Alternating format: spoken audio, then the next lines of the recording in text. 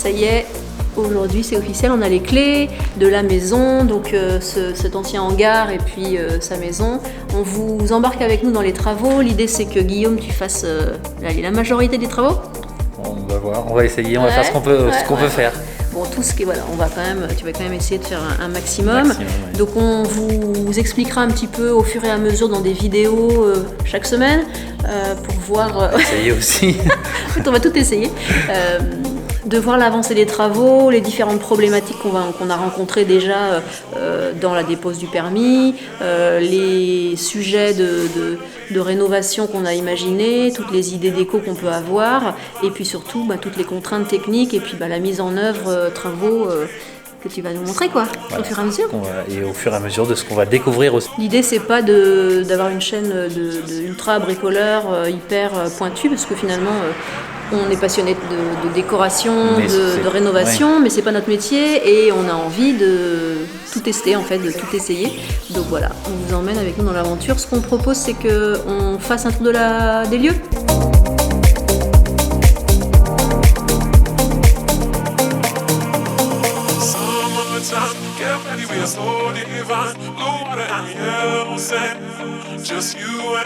Là, on est dans la partie hangar, qui faisait à peu près 100 mètres carrés et qu'on va récupérer à peu près 60 mètres carrés en partie habitable pour garder un petit garage d'une quarantaine de mètres carrés. Ici, donc, cette première fenêtre va être transformée en porte d'entrée. C'est vraiment la jonction entre les deux parties, donc ça fait vraiment une entrée centrale dans la maison. Donc on arrive ici, donc bien sûr tout ça c'est cassé. On arrive ici dans l'entrée. L'idée là c'est de garder le gros meuble qui est en haut, le gros meuble de métier en dressing un peu, voilà, une fois qu'il sera démonté. On croise les doigts, on va réussir. Donc là on sera donc, bien sûr dans la partie un peu hall d'entrée. Un WC dans le fond, et l'idée là c'est d'avoir un mur tout habillé, tout texturé en bois, et voilà, après ça on vous montrera, on vous expliquera, mais ça fait partie de mes activités à côté. Guillaume, on garde la chaudière là en plein milieu de l'entrée. Oui, on va la garder là. Non, ça sera bien sûr à démonter assez rapidement, la pompe à chaleur extérieure aussi. Tout ça sera gardé mais un peu réagencé différemment, donc ramené dans la partie soit garage soit buanderie pour le module intérieur, voilà, pour garder un peu de l'ampleur dans l'entrée en gardant la hauteur sous plafond, voilà, donc toute hauteur ici, les charpentes apparentes, du travail de décapage et tout. Ici, donc, entre ces deux fermes-là, on va garder un espace bureau qui sera redessiné, donc ça doit arriver à peu près là. Ça fera un cube verrière toute hauteur. Et voilà, avec une verrière pour avoir une vue. Dans le prolongement du bureau, une buanderie. Ici, donc sur une vue de 2,50 m, 3 m de large. Arrière-cuisine. Et donc une buanderie arrière-cuisine. Et ici, donc un espace cuisine. Donc là on arrive dans la partie à vivre après la cuisine. L'idée ce serait d'essayer alors après ça va dépendre de la structure, mais d'essayer d'agrandir un peu cet espace, parce qu'on a à peu près 1 mètre, serait de gagner à peu près 50 cm. L'ancienne entrée, donc les murs vont être cassés, donc ça c'est pas porteur, donc tout va être cassé. Et les meubles à la suite aussi, toutes les cloisons, pour faire vraiment un espace salle à manger et salon. Voilà, toutes les cloisons. Niveau ouverture, donc cette ouverture va être conservée comme ça, celle-là aussi, donc elles sont toutes changées mais conservées dans leur taille. J'aimerais bien pouvoir regarder tout le parquet qu'on réutilise et voir si on en a suffisamment pour faire une pièce entière. Il faut qu'on regarde ça. À voir. En fonction de l'état au démontage. La porte ne sera pas conservée. C'est quand même dommage parce que c'était assez fonctionnel. Ici dans l'ancienne cuisine, on a c'est le changement un peu qu'il y a sur la façade, la fenêtre, donc on va essayer d'agrandir pour mettre une grande baie coulissante pour gagner en luminosité, et l'ancienne porte d'entrée va aussi être changée en châssis fixe pour avoir le maximum de luminosité aussi. Bon, du coup maintenant on va passer dans la suite parentale. C'est l'envoi du rêve pour l'instant, c'est clair. Ouais, bah, les parfaits, c'est à peu près les pièces où il n'y aura pas de travaux. Ouais. Luminosité maximum. Donc on rentre directement. Charme absolu. On va passer donc déjà par la chambre. Tapisserie nickel. Voilà. Même une porte directement qui va nous emmener dans le salon. On fait quoi là? L'idée c'est de garder à peu près rien du tout. Donc tout est cassé pour de toute façon réisoler. La fenêtre va être ouverte plus grande pour avoir une baie vitrée pour donner directement sur l'extérieur. Et puis la cheminée sera conservée après, c'est pour la déco. On va refaire un petit truc déco sur le faux marbre là, on va essayer de faire un truc sympa. Et puis sinon, on reparlera des idées déco après, mais on a des têtes de lit un peu sympas, des textures, beaucoup de bois texturé parce que Guillaume, c'est quand même ton job. Et on a plein de petites idées sympas. Et voilà, donc attenant à la chambre, on a le dressing, donc cette ancienne salle de bain qui va devenir donc un dressing. À la suite, donc d'ici, on passe donc dans la salle de bain. Salle de bain ou salle d'eau. Donc là, il n'y a que cette petite fenêtre là, qui apporte pas beaucoup de lumière. Donc qu'est-ce qu'on va... En fait, on peut pas. Alors par rapport à la fenêtre, on peut pas changer grand-chose parce qu'on est en limite de propriété. D'ailleurs, c'est pour ça qu'elle est haute et on ne peut pas changer ça parce qu'il y a des règles là-dessus. Du coup, l'idée, c'est vu qu'on a une grande ouverture de lumière là-bas, c'est de conserver en fait ici un imposte vitré où on pourra récupérer la luminosité qui donnera directement dans la partie douche même. L'idée bien sûr sera d'avoir un verre soit strié ou armé pour pas voir à travers quand même. Donc là, bien sûr on ne peut pas passer directement par là. Mais donc là l'idée c'est pour l'escalier, alors il est un peu raide, alors les hauteurs de marche sont bonnes mais c'est les profondeurs de marche en fait qui sont pas du tout dans le standard, ce qui fait que c'est un escalier qui est un peu difficile à prendre. Et puis en plus donc on a des marches qui sont un peu abîmées sur les deux premières, le reste est bien mais bon, à voir, soit ça sera à refaire, soit ça sera adapté. Donc, ok. Après, moi j'aimerais bien garder, idéalement encore, la team qui veut tout garder l'escalier parce que poncer, ça va ramener des belles pièces, des belles textures de bois un peu chaleureux, donc à voir comment on peut faire quoi.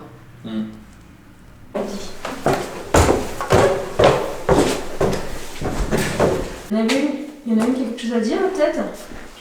Qu'est-ce qu'il y a? L'escalier est trop dur à emprunter, les marches sont trop petites. Donc papa il va faire des marches plus grandes pour que son petit chien puisse monter. Là on arrive donc à la partie donc de l'étage, plutôt nuit, plutôt pour les enfants, avec une première chambre où alors c'est vrai que dans l'absolu il n'y a pas grand chose à faire parce que les volumes nous plaisent comme ils sont là, comme c'est organisé. Maintenant tout est un peu quand même à casser par rapport au fait de devoir isoler et au fait de devoir traiter les bois de charpente qui étaient avec des petits insectes et tout, donc ça sera à faire, mais ça sera à peu près reconstruit à l'identique en changeant les ouvertures, avec des ouvertures plus modernes en termes de performance énergétique et en termes de design. Donc on va dire que là en fait on refait une déco, on ponce et on vitrifie les parquets, on refait la plomberie, on change les fenêtres, les lecs et l'isolation. Donc finalement on refait tout quoi. On refait tout. Voilà. Mais ce sera juste reconstruit à peu près à l'identique. Okay. Et ce meuble là, c'est quoi l'histoire du meuble là, parce que c'est un meuble qui était en fait que les anciens propriétaires, quand ils ont mis en vente et qu'ils ont commencé à vider la maison, n'ont pas réussi à démonter ou ne savaient pas forcément trop comment s'y prendre. Ils auraient bien voulu le garder, mais en tout cas du coup ils nous l'ont laissé. Donc là nous, le challenge ça va être de le démonter nous pour pouvoir le descendre en bas, et c'est ça qui fera la séparation en fait dans le hall d'entrée, le long de la porte d'entrée, pour en faire un placard d'entrée et une pièce un peu... Voilà. Donc là on continue, il y a une petite pièce d'ancienne salle de bain qui va être transformée en dressing. Tout de toute façon va être cassé et puis ça va être réaménagé avec voilà, des espaces penderies et des meubles plus bas. Voilà, on a un dressing classique. Juste la porte va être centrée pour pouvoir gagner de la place et peut-être un peu raccourci pour pouvoir circuler. Et du coup, attenant à ce dressing, une deuxième chambre. Là, on arrive au pays des Schtroumpfs. Waouh, ça éclate les yeux. Hein. Bon, après, les volumes sont quand même toujours sympas, mais voilà, toujours un peu la même chose à faire, tout casser pour isoler, pour refaire le placo, repasser des legs, la penderie, changer les ouvertures, et voilà, comme l'autre chambre, et la suite, ce sera pareil. Donc voilà pour cette chambre-là. Et du coup, on arrive après dans une troisième chambre, un tout petit peu plus petite, mais bon voilà, elle reste quand même des volumes un peu sympas quand même. Donc, pareil que dans les précédentes. Plus, on va bien conserver les portes quand même, pour celles qui veulent vraiment toujours tout garder. Bon, celle-là, il va quand même falloir y faire quelque chose. Celle-là, elle est bien fermée. Il va falloir régler ce jeu-là aussi. Donc là, après, c'est un ancien grenier qu'on va transformer un peu en dressing salle de bain. L'idée en fait là, c'est de recréer sur toute la partie là, le long du mur des espaces rangement tout en bas. Pour arriver, donc recréer un petit couloir mais sans en être vraiment un, pour arriver dans un espace salle de bain où donc dans ce renfoncement là on va mettre une grande baignoire, sur le mur du fond des vasques et ici soit à l'intérieur, soit séparé, soit ouvert, un WC. On aimerait bien séparer, mais on va voir ce qui sera possible de faire.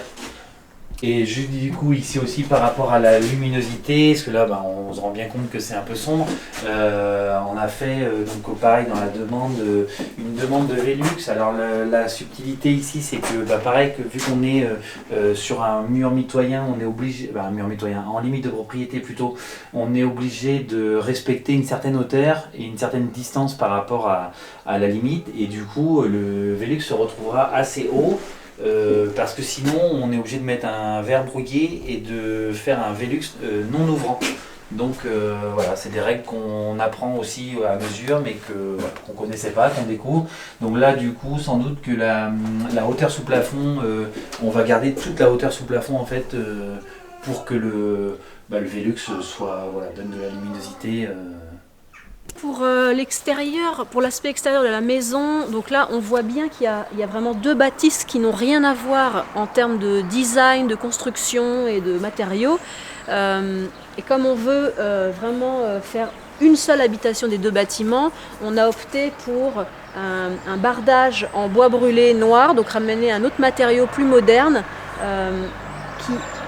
et vraiment le mettre en centré sur les deux bâtiments et recréer l'entrée de la maison, l'entrée de l'habitation au centre de ce bardage-là, avec de chaque côté des baies vitrées. Donc en fait, on ramène toutes les proportions au milieu pour avoir quelque chose de plus centré dans la maison. Donc ce sera un bardage. Une symétrie un peu aussi avec les baies vitrées.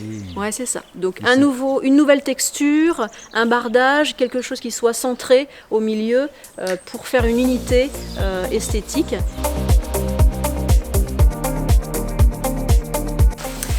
Ça y est, maintenant vous avez une meilleure idée du projet et des travaux que l'on souhaite mettre en œuvre. C'est parti. On attaque la démolition.